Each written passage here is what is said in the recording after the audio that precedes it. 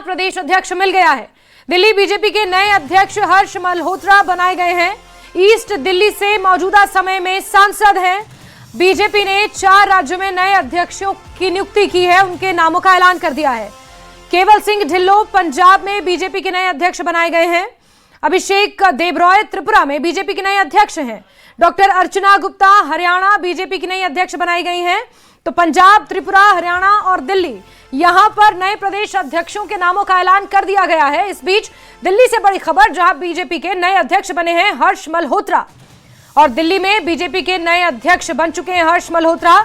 और भारतीय जनता पार्टी के राष्ट्रीय अध्यक्ष नितिन नबीन ने हर्ष मल्होत्रा के नाम पर मोहर लगाई और उन्हें दिल्ली का नया अध्यक्ष नियुक्त किया है। और ऐसे में पंजाब, हरियाणा के साथ साथ त्रिपुरा में भी नए बीजेपी अध्यक्ष बनाए गए हैं।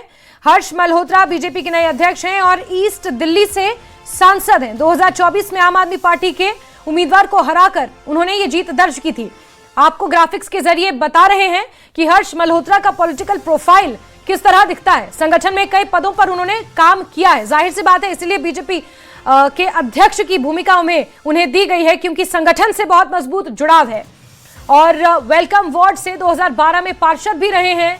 कुछ समय के लिए ईस्ट दिल्ली म्युनिसिपल कमेटी के वो मेयर भी रहे हैं। 2015 में पूर्व दिल्ली में 2015 से 16 तक वो मेयर रहे हैं। दिल्ली बीजेपी के महासचिव के पद पर भी रह चुके हैं। संगठन में काफी मजबूत पकड़ रखते हैं। आरएसएस के करीबी नेताओं के रूप में वो माने जाते हैं, यानी आरएसएस संगठन से हम कह सकते हैं कि उनका एक गहरा जुड़ाव है। और इसीलिए दिल्ली बीजेपी अध्यक्ष के नए चेहरे के तौर पर हर्ष मल्होत्रा के नाम पर मोहर लगी है। बीजेपी राष्ट्रीय अध्यक्ष नितिन नबीन ने इनकी नियुक्ति की है। ऐसे में बहुत सारे नाम रेस में थे, लेकिन हर्ष मल्होत्रा के नाम पर मोहर लगी है। इसके साथ ही साथ पंजाब, हरियाणा और त्रिपुरा में भी बीजेपी के नए अध्यक्ष बनाए गए हैं। अमित चौधरी जुड़ चुके हैं। अमित, दिल्ली बीजेपी को नया अध्यक्ष मिल चुका है। वीरेंद्र सचदेवा के बाद अब हर्ष मल्होत्रा के नाम पर मोहर लगी है। संगठन में बहुत अच्छी पकड़ है।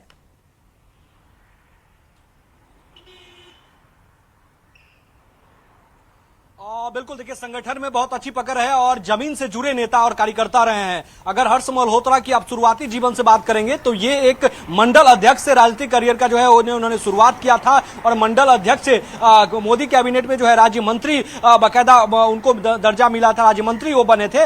और अब जो है वो दिल्ली की कमान जो है वो हर्ष मल्होत्रा के हाथों में गई है। सबसे अहम यह है कि देखिए, दिल्ली में खासकर हर्ष मल्होत्रा जो है वो पंजाबी समाज से आते हैं और एक बड़ा जनाधार खासकर दिल्ली के विधानसभा में खासकर निर्णायक भूमिका में पंजाबी वोटर रहते हैं। और बीजेपी ने कह सकते हैं कि 2027 में एमसीडी का चुनाव होना है, तो एमसीडी चुनाव से पहले जो है एक सीधे तौर पर कहें कि जो जमीन से जुड़े नेता कार्यकर्ता को जो है वो प्रदेश अध्यक्ष की जिम्मेदारी दी है। तो इसमें इसलिए दी गई है कि उनके पास तमाम बारीकी से हर एक ग्राउंड जीरो का अनुभव है। चूंकि उन्होंने अपना जो करियर शुरुआत किया था वो मंडल अध्यक्ष से उन्होंने शुरुआत किया। मंडल अध्यक्ष से जिला स्तर पर आए, जिला से फिर एमसीडी का उन्होंने चुनाव लड़ा, मेयर बने, मेयर के बाद फिर तमाम तरीके का, अभी जो है राज्य मंत्री तक वो जो है वो पहुंचे हैं। तो एक बड़ी जिम्मेदारी कह सकते हैं कि हर्ष मल्होत्रा के ऊपर जो है वो बीजेपी के आला कमान ने जताया है। हालांकि देखिए, वीरेंद्र सचदेवा का कार्यकाल बहुत बेहतर रहा, चूंकि पहली बार दिल्ली में जो है वीरेंद्र सचदेवा के कार्यकाल में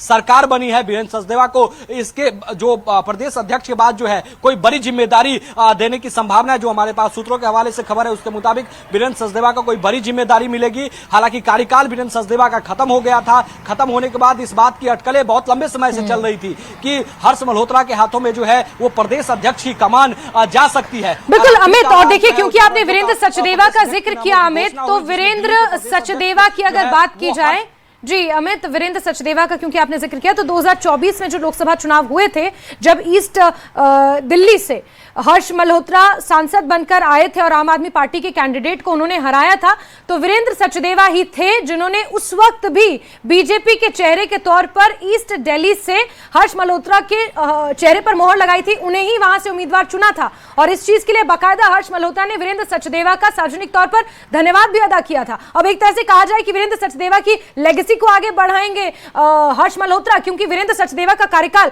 और उन्हीं के कार्यकाल के दौरान 26 सालों के बाद दिल्ली में विधानसभा में बीजेपी की वापसी हुई थी।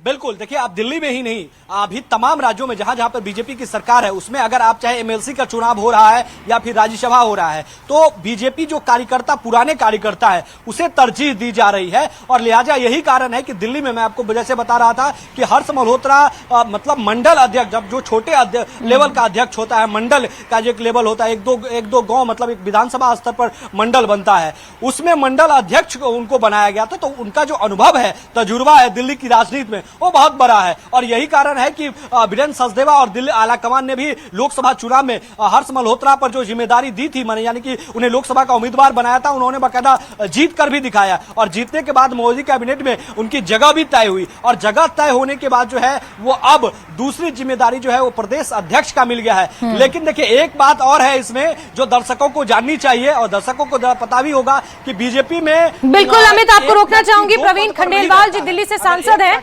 दिल्ली संसदीय क्षेत्र से, और हमारे साथ जुड़ चुके हैं। प्रवीण खंडेलवाल जी, बहुत स्वागत करती हूं आपका।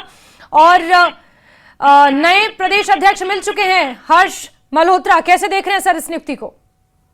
पूरे दिल्ली के कार्यकर्ताओं में श्री हर्ष मल्होत्रा जी को लेकर के बहुत हर्ष है क्योंकि हर्ष जी दिल्ली में संगठन में एक लंबे समय से जुड़े हैं जी, और दिल्ली के प्रत्येक प्रमुख कार्यकर्ता को जानते हैं और हम सब कार्यकर्ता उनके नेतृत्व में दिल्ली भाजपा को नई ऊंचाइयों तक लेकर के जाएंगे कि हमारा संकल्प है।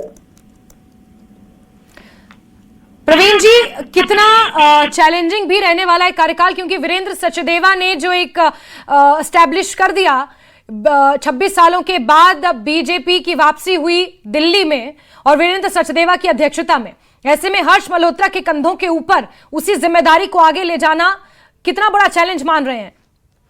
देखिए, भारतीय जनता पार्टी कार्यकर्ता आधारित संगठन है जी, और जिन कार्यकर्ताओं को जो जिम्मेवारी उसका पूर्ण रूप से निर्वाह करते हैं, इसलिए क्योंकि हमारे पास कार्यकर्ता है, कार्यकर्ता की शक्ति है, तो कोई चुनौती नहीं है जी। वीरेंद्र सचदेवा जी ने अपना कार्यकाल बहुत अच्छी तरीके से पूरा किया और हर संसद में हमारे साथ हैं, उन कार्य प्रणाली को हम लोग बहुत पुराने समय से देखते आ रहे हैं। तो लिहाजा मुझे लगता है चुनौतियां होंगी, आरसी का कार्यकाल भी और बहुत अच्छा होगा। ऐसे में संगठनात्मक जो एक गुटबाजी है उसको लेकर कितनी बड़ी चुनौती इसे माना जा रहा है हर्ष मल्होत्रा के सामने?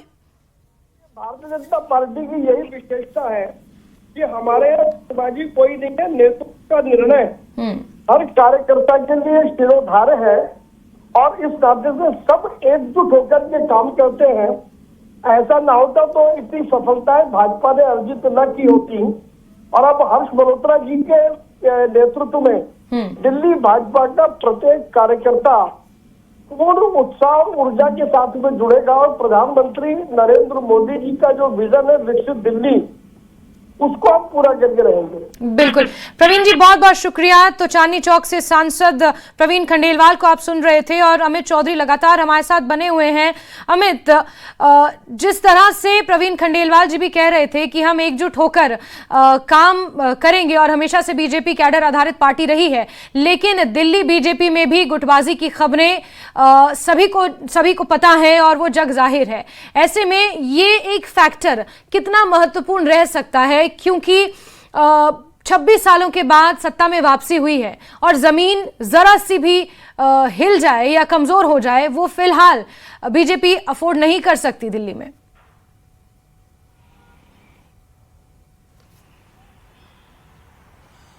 बिल्कुल, देखिए ये पहला राज्य नहीं है जहां पर गुटबाजी संगठन में होता है।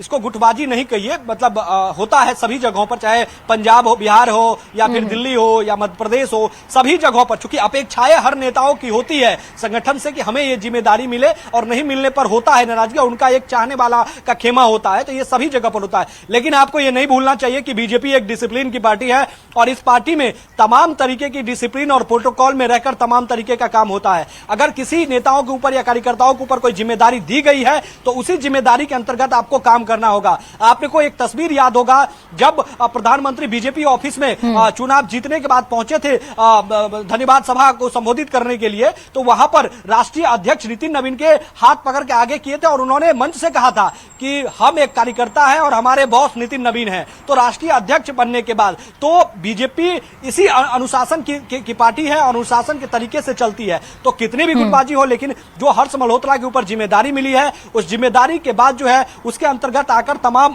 कार्यकर्ताओं को काम करना होगा और कार्यकर्ता काम भी करते हैं। लेकिन दूसरा सबसे इंपॉर्टेंट पॉइंट है कि बीजेपी में एक लेगेसी अभी तक चलती आई है, जो बीजेपी का एक नियम कानून है उसके मुताबिक कोई भी एक नेता दो पद पर नहीं रह सकता है। चाहे आप बिहार की बात करें तो बिहार में देखिए कि जब दिलीप जायसवाल प्रदेश अध्यक्ष हुआ करते थे तो उनको मंत्री बनाया गया था, तो प्रदेश अध्यक्ष के पद से रिजाइन किए। उनको हटने के बाद संजय सरावगी के पास भूमि सुधार मंत्रालय था, संजय सरावगी को प्रदेश अध्यक्ष बनाया गया, तो फिर उनको भूमि सुधार मंत्री से हटा दिया गया था। तो ये अभी तक जो है वो दिखते आया है कि बीजेपी में एक नेता एक ही पद पर रह सकते हैं। आप राष्ट्रीय अध्यक्ष की बात कर ले कि राष्ट्रीय अध्यक्ष जो जेपी नड्डा थे वो उनको जब स्वास्थ्य मंत्री बनाया गया तो फिर स्वास्थ्य राष्ट्रीय अध्यक्ष का, हालांकि लंबे समय से राष्ट्रीय अध्यक्ष का कार्यकाल खत्म हो गया था, उनको रिपीट नहीं किया गया था, उसके बाद नितिन नवीन को कमान दिया गया था। तो ये भी एक बीजेपी में लेगेसी चलती आती है कि एक नेता एक ही पद पर रह सकता है। तो बिल्कुल अमित, और ऐसे में हर्ष मल्होत्रा की अगर बात कर ली जाए जी अमित, अगर हर्ष मल्होत्रा की बात कर ली जाए तो हर्ष मल्होत्रा क्योंकि पंजाबी समुदाय से आते हैं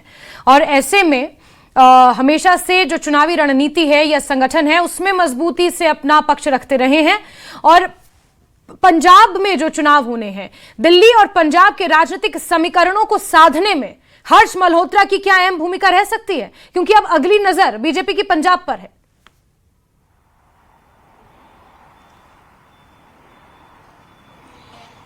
बिल्कुल आपने सही कहा। बिल्कुल देखिए पंजाब, हालांकि दिल्ली में भी निर्णायक भूमिका में पंजाब वोटर है कई विधानसभा में, लेकिन एक तीर से दो निशाना आप कह सकते हैं, क्योंकि इसके बाद जो है बंगाल के बाद जो पंजाब में ही चुनाव होना है, तो एक तीर से दो निशाना करने की कोशिश जो है वो बीजेपी ने की है। क्योंकि पंजाब में भी एक मैसेजिंग दिया जा सकता है कि देखिए जो पंजाब के लोग हैं, पंजाबी हैं, उनको कमान जो है वो दिल्ली में भी दिया गया है, दिल्ली में भी प्रदेश अध्यक्ष पंजाबी को बनाया गया है। तो ये भी एक जो है वो मूवमेंट क्रिएट कर सकता है पंजाब में और इसको भी बीजेपी जो है वो बुला सकती है। देखिए बीजेपी चुनाव, किसी राज्य में चुनाव की तैयारी 3-4-5 महीने से नहीं करती है, उस पर पिछले 1-2 साल से होमवर्क शुरू हो जाता है और धीरे धीरे पटकथा लिखनी शुरू हो जाती है और उस पर अमल शुरू हो जाता है। तो उसका एक जो है वो तस्वीर ये भी आप देख सकते हैं कि जो दिल्ली में प्रदेश अध्यक्ष पंजाबी समुदाय यानी कि हर्ष मल्होत्रा के हाथ में गई है, इसमें दिल्ली के वोटरों को साधने की तो बात की ही जा रही है। हालांकि एमसीडी का चुनाव है दिल्ली में, लेकिन उससे बड़ा जो सबसे अहम है कि पंजाब में जो कई सालों से सत्ता से बेदखल है बीजेपी, और कांग्रेस पार्टी थी, कांग्रेस के बाद आम आदमी पार्टी आई और अब बीजेपी इंतजार में है कि कब बंगाल के बाद जो है वो पंजाब में हम लोग फतह करेंगे। तो एक तीर से बीजेपी ने दो निशाना करने की कोशिश की है और जाहिर सी बात है कि हर्ष मल्होत्रा को जो प्रदेश अध्यक्ष बनाया गया है उसको यानी कि पंजाब में भी बाकायदा भुनाया जाएगा और इसका फायदा कहीं ना कहीं बीजेपी को पंजाब के चुनाव में भी मिलेगा। बिल्कुल अमित, आपने क्योंकि एमसीडी के चुनावों का जिक्र किया तो संगठनात्मक स्तर पर एमसीडी में बीजेपी किस तरह से मजबूत हो, क्योंकि इतिहास में यह पहली बार ऐसा मौका है दिल्ली के पास और बीजेपी के पास जब दिल्ली में ट्रिपल इंजन की सरकार आई है, एमसीडी में भी, राज्य में भी और केंद्र में भी।